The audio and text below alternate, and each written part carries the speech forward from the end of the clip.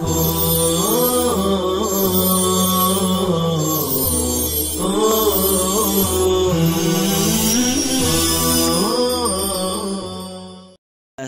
الرحیم الحمد للہ رب العالمین الحمد للہ حمدا کثیرا طیبا مبارکا فیہ وصلی اللہ وسلم علی نبینا محمد وعلی آلہ واصحابہ وبارک وسلم تسلیما کثیرا کثیرا. والثالث فی وجوہ استعمال ذلك النظم أي التقسيم الثالث في طرق استعمال ذلك النظم المذكور سابقا من أنه استعمل في معناه والموضوع له أو غيره أو استعمل مع انكشاف معناه أو استتاره. اور تیسری تقسیم اسی نظم کے استعمال کے اقسام میں ہے، یعنی تیسری تقسیم مذکورہ بالا نظم کو استعمال کرنے کے اقسام کے بیان میں ہے. یعنی لفظ اپنے معنی موضوع لہو میں مستعمل ہے یا غیر موضوع لہو میں، یا اپنے معنی کو وضاحت کے ساتھ یا اپنے معنی کی وضاحت کے ساتھ مستعمل ہے، یا مستور پوشیدہ ہونے کے ساتھ. وہی اربعۃ، اور یہ بھی چار ہے.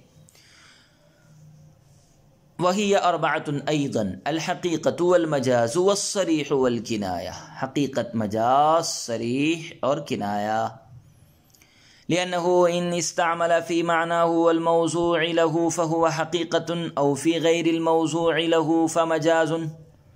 ثم كل منهما إن استعمل بانكشاف معناه فهو الصريح وإلا فهو الكناية.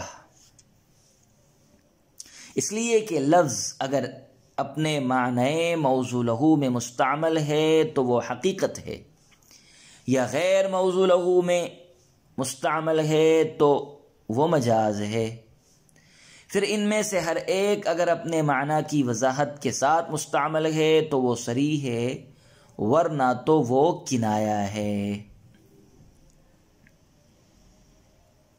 فالصریح والکنایۃ یجتمعان مع الحقیقۃ والمجاز، ولذا قال فخر الاسلام والقسم الثالث في وجوه استعمال ذلك النظم وجريانه في باب البيان، فجعل الحقيقة والمجاز راجعا إلى الاستعمال والصريح والكناية راجعا إلى الجريان، وجعل صاحب التوضيح كلا من الصريح والكناية قسما من الحقيقة والمجاز.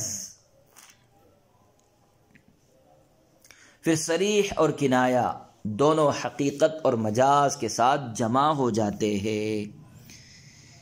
اسی وجہ سے فخر الاسلام نے کہا کہ تیسری تقسیم بیان معنی کے باب میں اس نظم کے استعمال اور اس کے جاری ہونے کے اقسام میں ہے.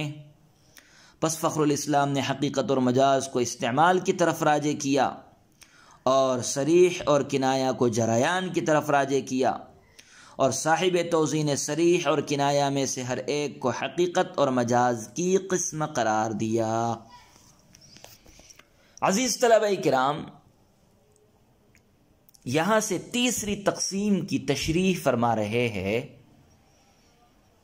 فرماتے ہیں وہ لفظ جو معنی پر دلالت کرتا ہے اس کی تیسری تقسیم استعمال کے اعتبار سے ہے،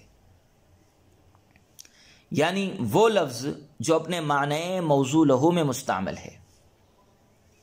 لفظ کو جس معنی کے لیے وضع کیا گیا ہے، لفظ اپنے اسی معنی پر دلالت کر رہا ہے، اپنے اسی معنی میں مستعمل ہے، اپنے اسی معنی میں استعمال کیا جا رہا ہے.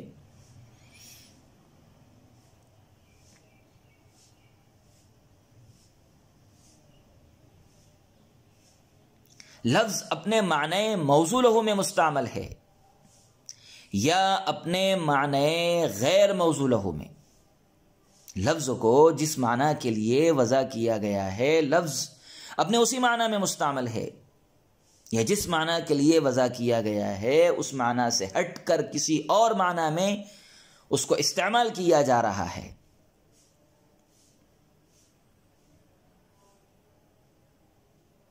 یا پھر اس طرح مستعمل ہے کہ اس کے معنی واضح ہے یا پوشیدہ ہے۔ بہرحال استعمال کے اعتبار سے لفظ کی 4 قسمیں ہیں۔ لفظ اپنے معنی موضوع لہو میں مستعمل ہے، یا معنی غیر موضوع لہو میں مستعمل ہے، یا لفظ اس طرح سے استعمال کیا جا رہا ہے کہ اس کے معنی بالکل واضح ہے، یا اس طرح استعمال کیا جا رہا ہے کہ اس کے معنی بالکل مستور اور پوشیدہ ہے۔ تو لفظ کے استعمال کے اعتبار سے لفظ کا اپنے معنی موضوع لہو میں استعمال کیا جانا، معنی غیر موضوع لہو میں استعمال کیا جانا، وضاحت معنی کے ساتھ استعمال کیا جانا، یا پوشیدگی معنی کے ساتھ میں استعمال کیا جانا، اس اعتبار سے لفظ کی 4 قسمیں ہیں: حقیقت، مجاز، صریح، کنایہ۔ دلیل حصر یہ ہے کہ لفظ اپنے معنی موضوع لہو میں مستعمل ہوگا یا علاقے کی وجہ سے معنی غیر موضوع لہو میں مستعمل ہوگا۔ لفظ اپنے معنی موضوع لہو میں مستعمل ہوگا یا علاقے کی وجہ سے معنی غیر موضوع لہو میں مستعمل ہوگا۔ اگر لفظ اپنے معنی موضوع لہو میں مستعمل ہو تو حقیقت، اور معنی غیر موضوع لہو میں مستعمل ہو تو مجاز کہے گے۔ پھر ان میں سے ہر ایک یا تو اس طرح مستعمل ہوگا کہ اس کے معنی واضح ہوگے، یا اس طرح مستعمل ہوگا کہ اس کے معنی واضح نہ ہوں گے بلکہ پوشیدہ ہوگے۔ اگر معنی واضح ہو تو صریح، اور معنی پوشیدہ ہو تو کنایہ۔ یہ خیال رہے کہ لفظ استعمال سے پہلے نہ حقیقت ہوتا ہے نہ مجاز، نہ صریح ہوتا ہے نہ کنایہ۔ لفظ استعمال سے پہلے نہ حقیقت ہے، نہ مجاز ہے، نہ صریح ہے، نہ کنایہ ہے۔ فالصریح والکنایۃ یجتمعان، اس عبارت سے ایک سوال مقدر کا جواب ہے۔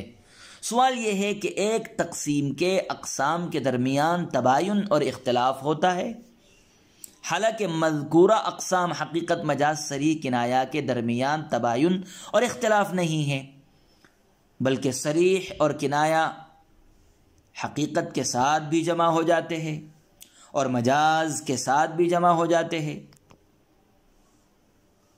کبھی ایسا ہوتا ہے کہ ایک لفظ حقیقت بھی ہوتا ہے اور صریح بھی ہوتا ہے، ایک لفظ حقیقت بھی ہوتا ہے اور کنایہ بھی ہوتا ہے۔ اس کا جواب یہ ہے کہ صریح اور کنایہ میں 2 مذہب ہے، 2 قول ہے۔ ایک مذہب علامہ فخر الاسلام کا ہے اور دوسرا مذہب صدر الشریعہ صاحب توضیح کا ہے۔ علامہ فخر الاسلام کا مذہب تو یہ ہے کہ یہ ایک تقسیم نہیں ہے بلکہ 2 تقسیمیں ہیں۔ یہ ایک تقسیم نہیں ہے بلکہ 2 تقسیمیں ہیں۔ چنانچہ حقیقت اور مجاز استعمال کے اعتبار سے لفظ کی 2 قسمیں ہیں۔ حقیقت، مجاز استعمال کے اعتبار سے لفظ کی 2 قسمیں ہیں، اور صریح اور کنایہ جاری ہونے کے اعتبار سے لفظ کی 2 قسمیں ہیں۔ اور سابق میں یہ بات گزر چکی ہے کہ ایک تقسیم کے اقسام دوسری تقسیم کے اقسام کے ساتھ جمع ہو سکتے ہیں۔ جب یہ الگ الگ تقسیم ہوئی، پہلی تقسیم میں حقیقت اور مجاز ایک ہے اور دوسری تقسیم میں صریح اور کنایہ یہ ایک ہے، تو یہ 2 تقسیم کے الگ الگ اقسام ہوئے، نہ کہ ایک تقسیم کے اقسام ہوئے۔ اور ایک تقسیم کے اقسام دوسری تقسیم کے اقسام کے ساتھ جمع ہو سکتے ہیں۔ ایک لفظ خاص بھی ہو سکتا ہے اور ظاہر بھی ہو سکتا ہے۔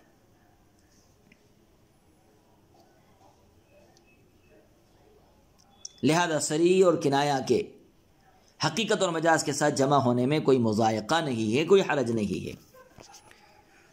لیکن اس صورت میں قرآن کی 5 تقسیمیں ہو جائے گی، اور سابق میں صرف 4 تقسیمات کے درمیان دلیل حصر بیان کی گئی ہے، اور جب سابق میں 4 تقسیمات کے درمیان دلیل حصر بیان کی گئی ہے تو وہ بیان کردہ دلیل حصر باطل ہو جائے گی۔ مگر اس کا جواب یہ ہوگا کہ سابق میں بیان کردہ حصر استقرائی ہے نہ کہ عقلی۔ صدر الشریعہ صاحب توضیح کا مذہب یہ ہے کہ صریح اور کنایہ حقیقت اور مجاز کی قسم نہیں ہے، بلکہ حقیقت و مجاز کی قسمیں ہیں۔ یعنی اولاً لفظ کی دو قسمیں ہیں، حقیقت اور مجاز، یہ لفظوں کی دو قسمیں اولاً، پھر ان میں سے ہر ایک کی دو قسمیں ہیں، نمبر ایک صریح، نمبر کنایہ۔ لفظ کی اولاً دو قسمیں ہیں، حقیقت، پھر اس کی دو قسمیں ہیں، صریح اور کنایہ، پھر دوسری قسم لفظ کی مجاز ہے، پھر اس کی بھی دو قسمیں ہیں، صریح اور کنایہ۔ تو ان کا تعلق آپس میں قسموں والا ہے، نہ کہ قسیم والا ہے۔ جیسے لفظ کی کلمے کی تین قسمیں ہیں، اسم، فعل، حرف، یہ آپس میں قسیم ہیں اور ان کے درمیان میں تباین ہوتا ہے، فرق ہوتا ہے۔ اسی کو صاحب صدر الشریعہ صاحب توضیح فرما رہے ہیں کہ صریح اور کنایہ حقیقت اور مجاز کی قسیم نہیں ہے، یہ قسیم نہیں ہے بلکہ حقیقت و مجاز کی قسمیں ہیں۔ اولا لفظ کی دو قسمیں ہیں، حقیقت اور مجاز، پھر ان میں سے ہر ایک کی دو قسمیں ہیں، صریح اور کنایہ۔ اور یہ بات بھی مسلم ہے کہ ایک تقسیم کے اقسام کے درمیان تباین شرط ہے، اقسام اور مقسم کے درمیان تباین شرط نہیں ہے۔ پس چونکہ حقیقت اور مجاز مقسم کی حیثیت رکھتے ہیں اور صریح اور کنایہ ان کے اقسام کی، اس لیے صریح اور کنایہ کے حقیقت اور مجاز کے ساتھ جمع ہونے میں کوئی حرج نہیں ہے۔ بعض حضرات نے جواب دیتے ہوئے فرمایا کہ ایک تقسیم کے اقسام کے درمیان تباین ذاتی شرط نہیں ہے بلکہ تمایز اعتباری بھی کافی ہے، تباین اعتباری بھی کافی ہے، اور اس جگہ تمایز اعتباری موجود ہے، تباین اعتباری موجود ہے، اس طور پر کہ حقیقت میں معنی موضوع لہو میں لفظ کا استعمال معتبر ہے، قطع نظر اس سے کہ اس کے معنی واضح ہیں یا مستور ہے، اور مجاز میں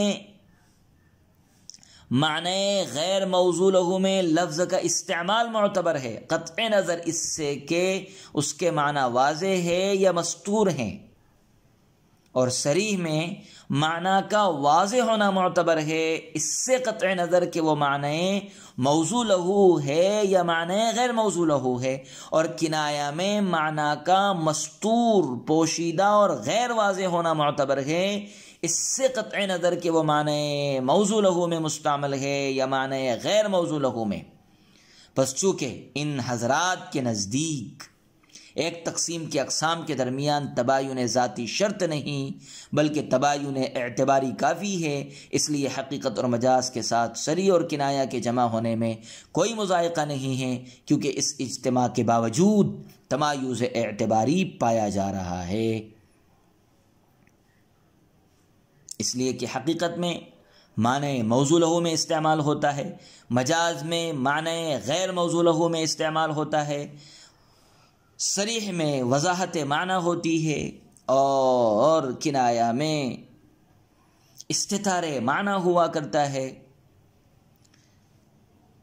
لہذا تمایز اعتباری پایا جا رہا ہے، اور جب تمایز اعتباری پایا جا رہا ہے تو اس کو لے کر کے اعتراض بھی نہیں ہوگا۔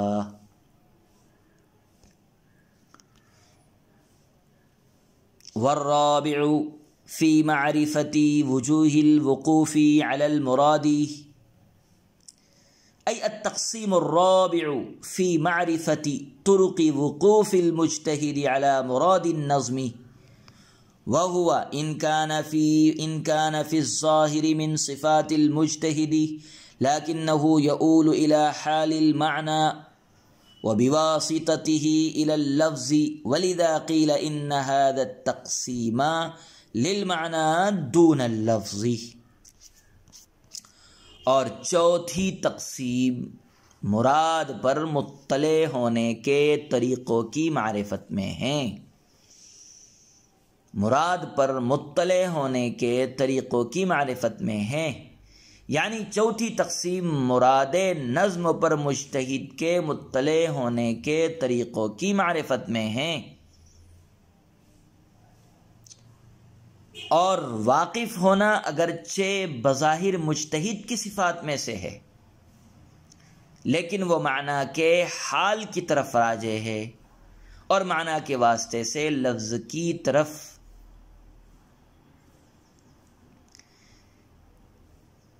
اسی وجہ سے کہا گیا ہے کہ یہ تقسیم معنی کی ہے، لفظ کی نہیں ہے۔ عزیز طلبہ کرام، چوتھی تقسیم عبارت النص، اشارت النص، اقتضاء النص، دلالت النص کی اقسام کو بیان فرما رہے ہیں۔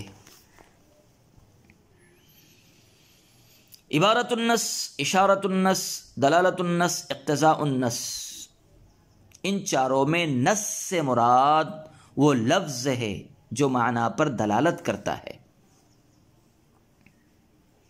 یہاں نص سے مراد وہ نہیں ہے جو تقسیم ثانی میں ظاہر کے مقابل مذکور ہے۔ نص سے مراد وہ لفظ ہے جو معنی پر دلالت کرتا ہے۔ یہاں نص سے مراد وہ نہیں ہے جو تقسیم ثانی میں ظاہر کے مقابل مذکور ہے، اور معنی سے مراد وہ ہے جو عبارت النص، اشارت النص، دلالت النص اور اقتضاء النص سے ثابت ہوگا۔ مصنف نے فرمایا ہے کہ چوتھی تقسیم اس اعتبار سے ہے کہ مجتہد لفظ کی مراد سے کس طرح واقف ہوگا۔ مجتہد لفظ کی مراد سے کس طرح واقف ہوگا۔ لیکن اس پر یہ اعتراض ہو سکتا ہے کہ چوتھی تقسیم کو کتاب اللہ کی تقسیمات میں سے شمار کرنا غلط ہے، کیونکہ کتاب کی تقسیمات وہ ہے جو نظم اور معنی کی تقسیمات ہے، اور چوتھی تقسیم وقوف کی تقسیم ہے، اور واقف ہونا مجتہد کی صفت ہے۔ پس جب وقوف مجتہد کی صفت ہے اور چوتھی تقسیم وقوف کی تقسیم ہے، تو چوتھی تقسیم کو کتاب اللہ کی تقسیمات میں شمار کرنا کس طرح سے درست ہوگا؟ اس کا جواب یہ ہے کہ مراد نظم سے، مراد الفاظ سے واقف ہونا اگرچہ بظاہر مجتہد کی صفت ہے، لیکن وہ معنی کے حال کی طرف راجع ہے۔ یعنی مجتہد یہ دیکھے گا کہ معنی اور مراد کس طرح ثابت ہے، عبارت النص سے ثابت ہے یا اشارت النص سے، دلالت النص سے ثابت ہے یا اقتضاء النص سے، پھر معنی کے واسطے سے لفظ کی طرف راجع ہوگا۔ اجتہاد پہلے معنی میں ہوگا اور پھر معنی کے واسطے سے لفظ کی طرف راجع ہوگا۔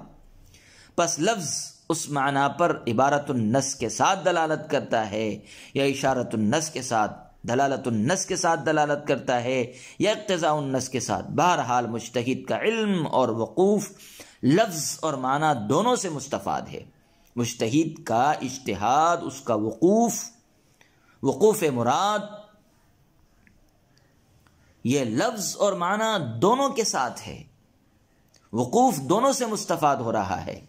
لیکن اس تقسیم میں چونکہ معنی اصل ہے اور لفظ تابع ہے، اس لیے اس تقسیم کو معنی کی تقسیم قرار دیا گیا ہے اور لفظ کی تقسیم نہیں قرار دیا گیا۔ اس تقسیم کے تحت بھی 4 قسمیں ہیں: استدلال بعبارت النص، استدلال باشارت النص، استدلال بدلالت النص، استدلال باقتضاء النص۔ وصلی اللہ